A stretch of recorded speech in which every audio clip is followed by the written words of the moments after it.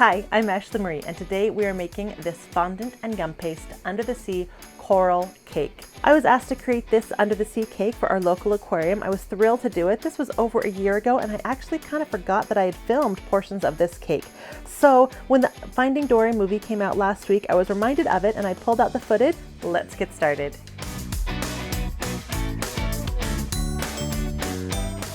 First up, this chocolate red coral. You need some chocolate melt in whatever color you want your coral. I'm going with red. You need some non-perils, and again, I'm going with red. And then ice. You want to take your ice and you want to crush it so you have various sizes to work with. I'm going to take a couple various size bowls. I have a more small bowl here, a large one, and a medium one. I would do a mix of crushed and not crushed. Melt your chocolate and make sure it's nice and smooth and there are no clumps. If it's too thick, you can add some shortening to thin it down and place it inside a piping bag. Now you want to cut a hole in your piping bag. If you start piping and you feel like it's a little bit too small, you can always cut it bigger, but you can't cut it smaller, so be careful. And now just pipe right onto the ice. These are going to be all of our arms or fingers, as it were, of this crazy coral. So the ice is cold, and of course water makes chocolate seize, so it will actually harden up very quickly and right away. So as soon as you're happy with it, take those nonpareils and really quickly sprinkle it all over the place. This chocolate's going to harden quickly, and we want to get these on there while it's still wet.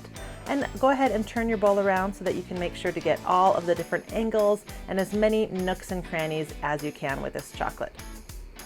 Now, once that coral has hardened, you just want to pull it out of the ice, and look how amazing it looks. Next up, these rock corals. We have pastelage, and we have half that weight in powdered sugar. We have a little bit of dye, parchment paper, and a bowl. So first thing we're going to do is to really be able to knead all of this sugar into the pastelage. We're going to microwave it. I microwaved that for about 10 seconds, and you can see it's nice and soft now.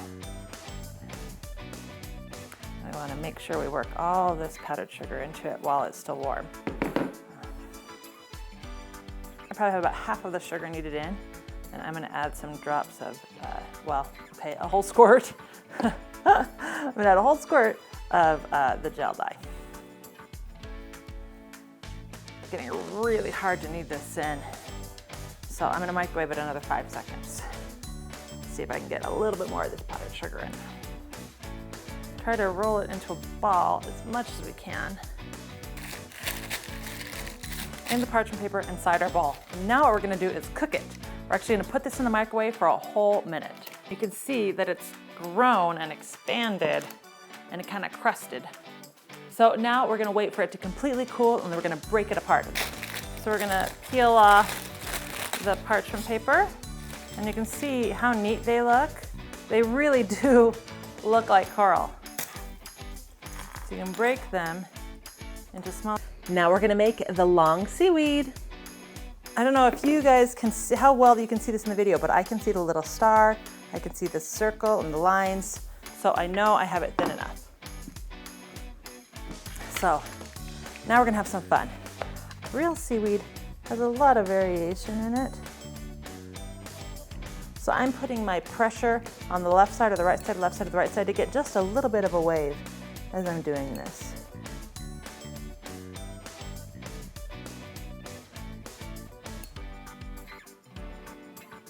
Again, I'm just going to twist and then lay it down. And now for these large, beautiful coral fans. You want to get this so thin that you can see through it. You can read the writing on the mat underneath. All right, so now I'm going to cut a shape into this. We're going to add now branches to the center of this. So I'm going to roll out a little snake, as I used to call them when I was a kid. And then I'm going to take some clear alcohol. What it's going to do is that alcohol is actually going to eat away a little bit of the layer of the fondant gum paste mixture, and it's going to make it tacky. So anything that we add to it, like this strand, is going to then stick to it.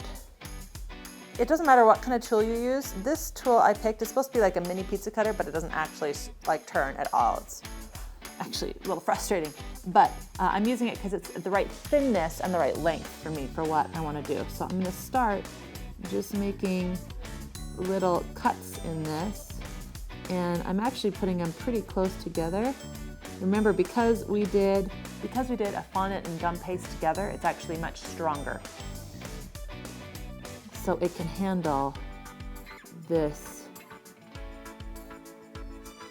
more these cuts. Now you don't want to get too close to the edge.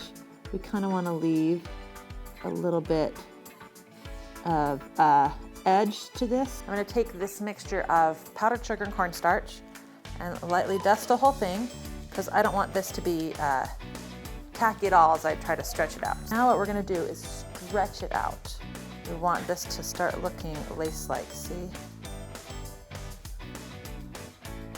Now you don't want to rip it so far that it starts to rip. We just want to open up the holes we already have like cut. And now what we're going to do is take some foil and squish that foil into kind of like a flat cone shape and slide it underneath the fan. And that's going to give our fan some ripples and some life and movement to it. And leave that to dry. Now we're going to make these thin, spiky corals. I've taken a fondant, half fondant, half gum paste mixture, and I've actually softened it by kneading it with a lot of shortening, because if it's not soft enough, it's not going to go through all these holes. So I'm going to come in here and I'm going to cut them off, and then I'm going to kind of squeeze them together, because I want these to fan out. What I'm going to create is a bunch of fans that later I'm going to put together. So I'm going to fan it out and I'm going to flatten it. And we're going to let them dry overnight, and then we'll put them together the rest of the way tomorrow. In this oceaness cake, one of the things that I wanted to do was add some texture to the side to go along with the marbling that we already did. So I'm going to take one of these tools that's a small round. I'm going to dust it so that it's nice and powdery. I'm actually going to press into the cake, but not too hard, just a light touch, and create waves. Now, you can do this all around your cake, but you want to work fast, because if, like I said before, if you let your cake set too long before you start making all these textures, you're actually going to end up with a lot of problems and a lot of drying out. So I'm just going to keep going around the cake, adding little details. We have all of our different corals done, and we have our cake covered in fondant and etched, and so we're ready to put it all together, or whatever clear alcohol you like. And I'm going to start with some of these tall strands and put them down here. And so you just paint where they're already flat from, laying there drying.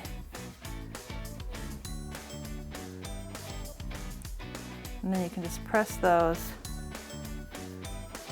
right against. And I want a couple different heights. Let's see if this is a good one. Now we're going to take our next biggest coral, which are the large orange fans, and we're going to paint along the bottom half of this with that clear alcohol, and then stick it to our cake. Again, you're going to want to hold it there for a second. Moving on, we're going to just kind of start laying various pieces around. So I started with pieces that I knew I would stick to the side, like these pink little corals. They're just round fondant circles with little indentations and then all stuck together. Hold it on the fondant as long as you need to. Now, this was actually one of my favorite corals, but it was a last minute thought, so I didn't actually film making them. What I did was I cut out some yellow half circles, really, really thin gum paste and fondant mixture. And then I put those little half circles inside some bowls to hold their shape and let them kind of hang over the edge to create that like outer lip. And they dried beautifully. So then I was able to just paint them with some clear alcohol and kind of shove the edges into the cake a little bit and create this layered coral that went from bigger to smaller cups hanging on like the wall. Now it's time to add the red coral. This was a really fun one. Now because it's chocolate, you just have to kind of rub the edges that are going to be touching the cake with your fingers and warm it up. It'll melt that chocolate just well enough that it will hold it to the cake. So just press it into place, let that chocolate re-harden, and it will stay. And these little yellow pieces, I just made like a small snake, cut them into 1-inch pieces, thinned the edge, and I have these great points that are all going to come together. I just dip the point in a little bit of that clear alcohol and then press it into the cake, you know, kind of starting inside out, letting it fan and get big as it goes. As it gets taller, it kind of holds itself up, kind of like a little pyramid, if you would. And now for the most delicate pieces of the little spiky fans, you just put one of these into the bottom and then build them on top of each other, trying to get them to kind of stick out as best you can. Just add a little bit of that clear alcohol to that flat part and then just press it into the fondant and hold it until it can hold itself up. And they look fantastic. I'm really happy with how they turned out. And finally, grab some of those big, huge coral rocks and kind of shove them into the cake in a couple various places, and you are done. I hope you enjoyed this cake as much as I enjoyed making it. It was fun to reminisce as I edited this video for you guys. Don't forget to subscribe and leave me a comment down below. What is your favorite ocean fish or ocean coral? I'd love to hear. Thanks for watching.